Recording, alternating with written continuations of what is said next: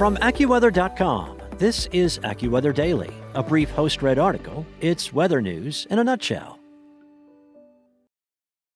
Storms are lining up over the Pacific Northwest, and they will move inland with increasing moisture, inducing multiple forms of flooding from urban areas to small streams and some of the rivers in Washington in the coming days. Some of the biggest rain producers will be atmospheric rivers, which will bring concentrated heavy rain through Wednesday. The first of the two storms this week, packing atmospheric rivers, moved inland on Monday evening, and then the second one is coming in later today into tomorrow. Stream and river levels already running high from weeks of storms will surge to major flood stages multiple times during the first part of this week. Some low-lying roads along the streams and rivers may be blocked by high water. In some cases, the flooding and mudslide risk may be extreme enough to prompt evacuations. Motorists could experience hazardous travel conditions due to rounds of heavy rain, blowing spray, and ponding. Conditions may deteriorate at Seattle-Tacoma International Airport and cause some delays. AccuWeather's Ethan Rogers said that multiple rivers in the Washington Cascades are already at moderate to major flood stage. Multiple rivers downstream of Mount Rainier are expected to approach or forecast to break record levels that have not been observed in 50 years for some. Nearly every small stream and short-run rivers in the areas of Washington and Oregon will experience at least minor to moderate flooding. A large zone in the Pacific Northwest, including the city of Portland, is forecast to receive 4 to 8 inches of rain through Wednesday night. Within this zone, there will be pockets where 8 to 12 inches of rain is in store, mainly along the west-facing slopes of the Pacific Coast Ranges and the Cascades in Washington and northern Oregon. The AccuWeather local storm max for the first half of this week is 22 inches. While December is typically a wet month in the Pacific Northwest, rainfall during the stormy conditions in the weeks ahead may deliver twice the normal monthly rainfall in some cases.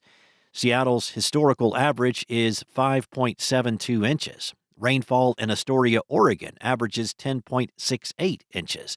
At Stampede Pass in Washington, the average rainfall and melted snow for December is 12.6 inches. In addition to the flooding threat, road washouts and mudslides are likely as the topsoil becomes saturated and unstable. Debris flows will be most common, but not limited to areas where wildfires have occurred.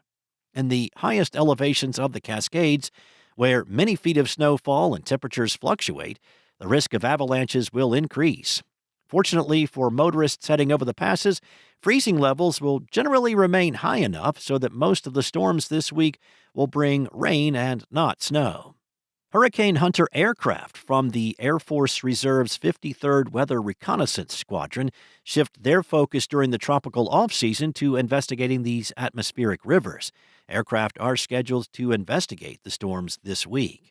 While there may be a bit of a break or a northward shift of the sequence of storms forecast to occur during the latter part of this week, that storm track will shift farther south once again as the storms will grow larger in size and bring a return of heavy rain and high country snow this weekend to the next week of December.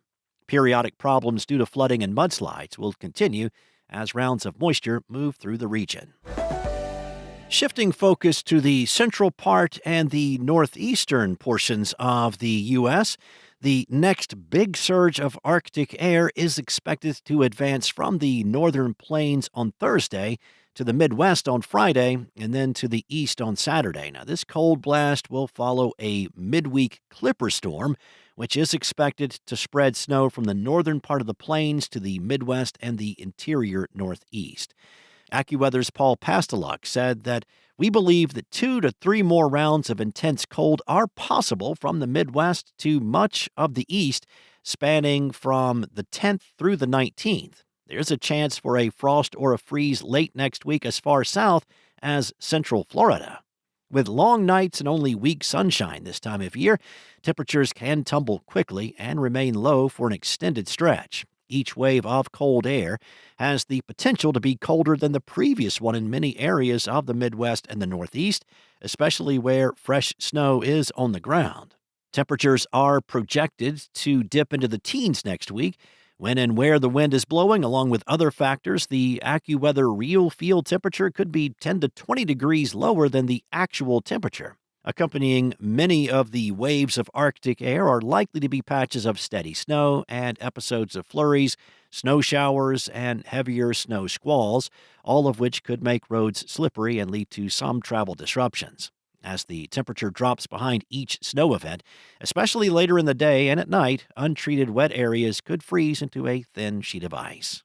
Pastelok said that the fast movement of the waves of cold air will generally prevent giant snowstorms from developing, but the best chance for a rapidly intensifying storm on the East Coast would be late this week into next week, as an Alberta Clipper storm may slow down just enough as it reaches the Atlantic to grab some extra moisture. Such a storm could bring enough snow to require shoveling and plowing to heavily populated cities in the mid-Atlantic or New England. Pastelok added that the cold may ease up by the week of Christmas, saying that it'll depend on the next weakening of the polar vortex around the 14th. La Nina conditions for the last 10 days of the month are anticipated, with more wet and snowy weather for the Rockies and the Northwest, perhaps even a couple of storms reaching Southern California.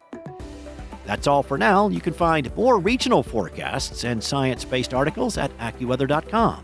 And for your local forecast at your fingertips, download the AccuWeather app. Enjoy the rest of your day. Be safe out there. I'll be back tomorrow with more from AccuWeather.